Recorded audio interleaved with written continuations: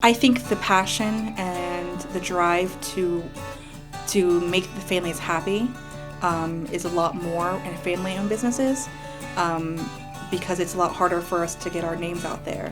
And it really is word of mouth and by the experiences and how we treat the families.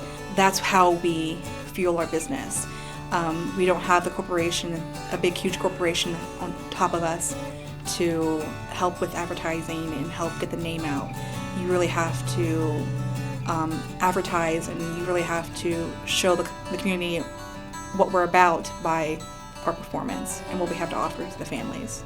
We have a lot more freedom, and I think that the Tommy Routsong, who owns it and gives the funeral directors freedom to make sure that, and we have the time to make sure that the family does all the special services that they would like. It's not rushing families in and out. It's making sure that we listen to them and we do exactly what the family has asked, and then give them advice, when we hear something, to make that service more special. And I think there's something to be said about a tradition, because a lot of people, they'll move around from job to job. There isn't quite, nobody works for decades at one thing and really fine-tunes that craft.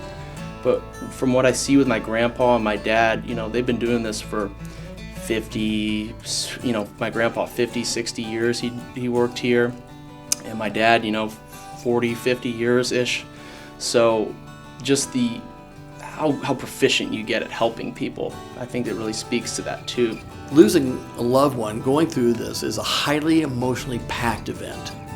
And we try to do everything from our standpoint as being family owned to help lessen that traumatic impact that the family goes through, to help them through that transition, to make sure they know and feel the confidence that we're going to do the right thing.